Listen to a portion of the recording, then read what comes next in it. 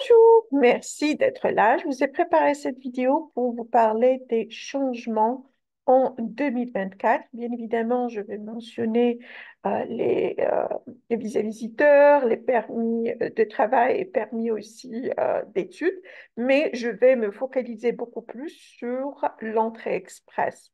Donc, restez avec moi jusqu'à la fin de cette vidéo et je vous encourage vivement de liker et partager cette vidéo avec d'autres pour qu'ils soient conscients de ces changements qui peuvent avoir une influence positive ou négative sur la procédure d'immigration. C'est parti. Bien évidemment, vous pouvez me contacter via WhatsApp. Voici mon numéro. Je m'appelle Sadia Belil. Je donne des cours de préparation de TEF et TCF Canada en ligne sans contrainte géographique ni temporelle. Allez, c'est parti. Donc, comme vous le savez déjà, il y a une crise des maisons actuellement au Canada et c'était trop facile pour eux de blâmer les décisions du gouvernement qui, voilà, ils disent que cette crise, elle est alimentée par l'arrivée des gens, qui soient étudiants internationaux, travailleurs étrangers ou nouveaux immigrants. Voilà. Donc, cela vraiment a créé des tensions dans la société canadienne et maintenant le gouvernement se sent sous la pression et ils n'ont pas trouvé autre choix que euh, ajuster leur stratégie. Par exemple, j'ai écouté dernièrement qu'il y a beaucoup de visiteurs qui viennent sur le sol canadien et puis juste un peu de temps, juste après peu de temps, ils demandent l'asile. Donc, ils ont mis, ou bien ils ont pris une décision de diminuer le nombre des visas et il faut faire tout ce qu'il faut pour assurer que cette personne ne demande pas l'asile. Donc, bien évidemment, l'agent qui va traiter le dossier, il va vraiment être inquiet de la décision qu'il va prendre. Voilà. Donc, quand on parle maintenant des étudiants internationaux, il y a vraiment beaucoup de gens qui sont venus au Canada pour étudier. Par exemple, en 2023, il y avait plus de 500 000, dont la moitié des apprenants, ils sont venus de l'Inde et l'autre moitié, c'est un peu de partout. Et ce nombre a causé l'augmentation au niveau du prix de loyer. Et quand ils ont fait des statistiques, ils ont trouvé que 68% des Canadiens s'inquiètent tous les mois parce qu'ils ont des difficultés à payer le loyer et ou leur hypothèque. Bien évidemment, on vit dans un monde de l'offre et la demande. Il y a beaucoup de demandes, mais l'offre, pas vraiment beaucoup dans ce sens, qui a vraiment créé la crise. Donc, beaucoup de monde, ils ont augmenté le prix. Et si le prix de loyer il est élevé, bien évidemment, il va influencer négativement le prix des maisons. Et seulement à ce moment-là où les gens ont commencé à faire des manifestations pour exprimer leur mécontentement. Voilà. Donc, qu'est-ce qu'ils ont fait? Qu'est-ce qu'ils ont décidé? Or, comme je viens de le dire, diminuer le nombre des visas visiteurs et aussi diminuer le nombre des étudiants internationaux en 2024, beaucoup plus précisément dans les premiers 6 mois, c'est-à-dire de janvier jusqu'au juin, ils ont pris la décision de diminuer le nombre des étudiants internationaux et après, ils vont décider quoi faire. En ce qui concerne les travailleurs étrangers, ils ont dit on ne peut pas faire autrement, c'est parce que ces gens, quand ils travaillent dans notre pays, c'est parce qu'on a une pénurie. Si on les laisse partir, on pourrait vivre dans une récession. Récession, ça veut dire l'économie, cela influence négativement l'économie du pays et cela ne plaît personne. Donc, les travailleurs étrangers, là où il y a une pénurie, normalement, il n'y a aucun danger sur eux. Maintenant, on passe au cœur de cette vidéo-là qui parle des nouveaux immigrants. On sait tous que eux, ils ont dit qu'il faut mettre en pause carrément, n'inviter personne. Mais le gouvernement a dit non, on ne peut pas faire ça. Si on le fait, ces gens, ils vont se diriger vers d'autres pays. Et cela ne sert pas l'économie canadienne. On sait tous que l'économie canadienne, elle s'est basée sur l'immigration. Donc, ils ont décidé, il y avait des compromis, et le compromis qu'ils ont décidé de prendre, c'est diminuer le nombre d'invités chaque mois. Donc, qu'est-ce qu'ils vont faire? Bien évidemment, continuer d'inviter des gens, mais le nombre va baisser. Il y a déjà beaucoup de gens sur le bassin. Voilà, dans le bassin d'entrée express. Il y a beaucoup de monde. Et le gouvernement a décidé d'inviter moins de personnes. Vous voyez? Donc, qu'est-ce qu'ils vont choisir? Ils vont choisir la crème de la crème. Par exemple, si on jette un œil sur la ronde d'invitation qui a eu lieu le 10 janvier dernier, ils ont invité 1510 personnes et ont un score d'entrée express 546 et plus. Vous voyez? Donc,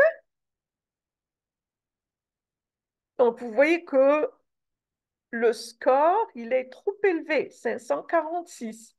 Et qu'est-ce qu'ils ont visé comme catégorie, en fait, en 2023? Compétences linguistiques en français. Donc, donc cela vous dit qu'il est important d'avoir un très bon score en français.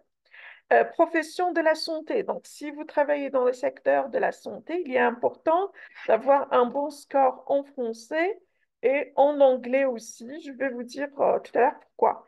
Profession en sciences, technologies, ingénierie et mathématiques. Métiers spécialisés, métiers des transports et métiers de l'agriculture et de l'agroalimentaire. Voilà. Donc, si vous voulez augmenter vos chances, en 2024, voici ce que je vous recommande. Donc, il faut commencer d'abord par CMP.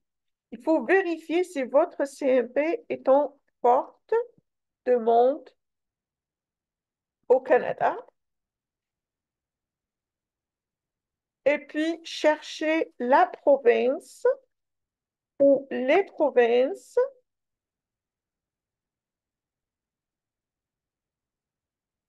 qui s'intéressent à votre CMP. Une fois que vous terminez ça, il faut lire les exigences. Par exemple, si on parle de Saskatchewan,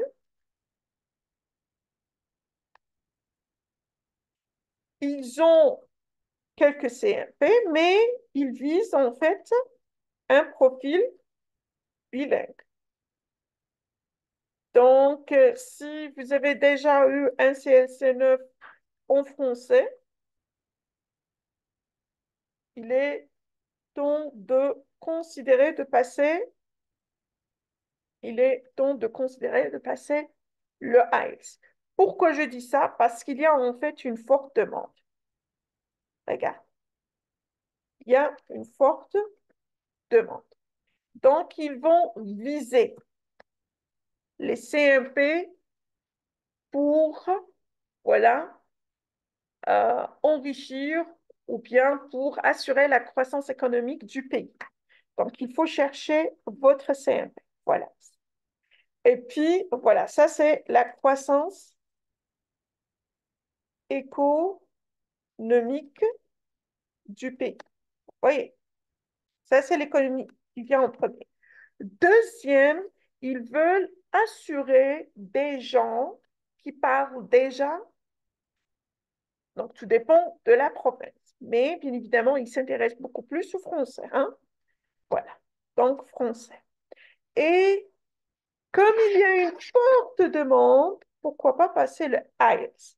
Donc, moi, si je dépose mon dossier, bien évidemment, je vais voir si ma CMP elle est en forte demande dans ce pays-là.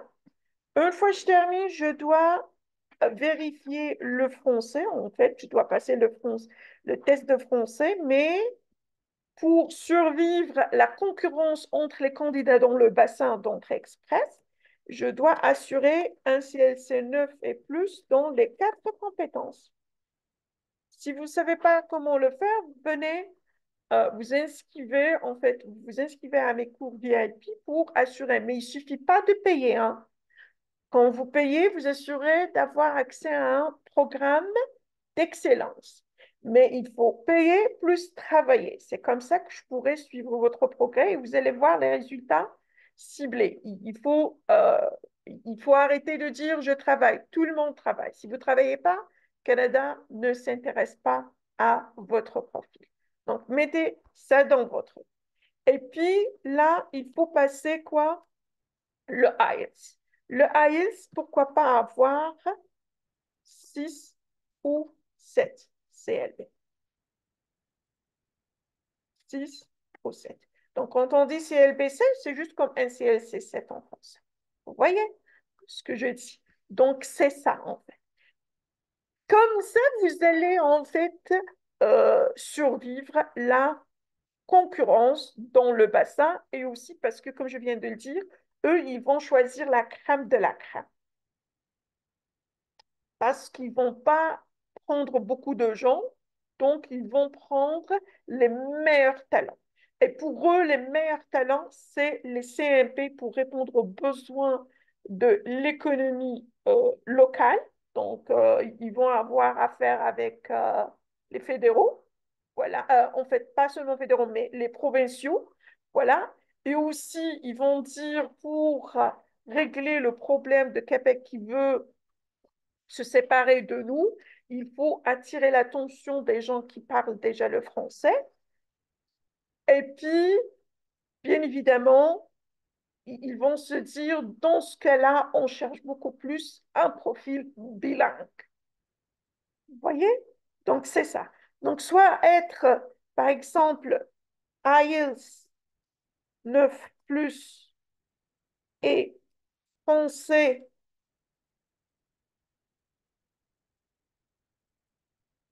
français, par exemple, 7 ou plus, ou l'inverse, comme j'ai fait. C'est un CLC 9 plus et AS. De toute façon, dans cette partie-là ou dans cette période, ils vont beaucoup plus s'intéresser au profil bilingue. Donc, faites très attention à ça aussi. Ça, c'est garanti. Donc, la première des choses, c'est, par exemple, ils s'intéressent, allez, si on revient là, hein, si on revient à la profession de la santé. Par exemple, ils cherchent des médecins, hein? Donc, CMP médecin, par exemple. Donc, il va y avoir beaucoup de médecins, beaucoup de différents pays anglophones et francophones. Voilà. Donc, ici, ils vont dire, oh mon Dieu, on a beaucoup de médecins partout dans le monde. Allez, on doit euh, voir combien de francophones on a et combien d'anglophones. Et puis, ils vont se dire, d'accord, combien de personnes bilingues? Bilingues, mais leur première langue français. Et c'est à partir de là où ils vont choisir leur, euh, leur profil. Voilà, le profil euh, clé, je dirais.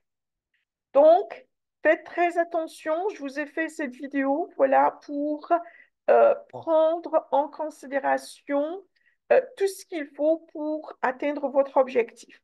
Donc, si votre niveau est faible en français, il ne suffit pas de payer les cours de préparation, mais plutôt s'investir pas seulement financièrement, mais aussi au niveau du temps. Donc, il faut investir votre temps. Voilà, il faut poser les questions, il faut faire tout ce qu'il faut pour avoir, parce que maintenant, avoir 7 et 8, on ne sait pas. Sauf si votre CMP, vraiment, elle est en forte demande, il n'y a pas beaucoup de gens qui parlent le français. Mais maintenant, tout a changé, il faut vraiment faire très attention à ce que vous faites. Donc, si vous voulez, comme là, je vous ai dit, par exemple, si vous avez cette CMP, il n'y a pas que vous dans le monde. S'il y a beaucoup de gens, ils vont choisir comme ça. S'il y a peu de gens, il va y avoir des compromis. Voilà. Donc, si vous avez une question, n'hésitez pas à la poser dans la case des commentaires et on en parlera. Allez, merci et bon courage.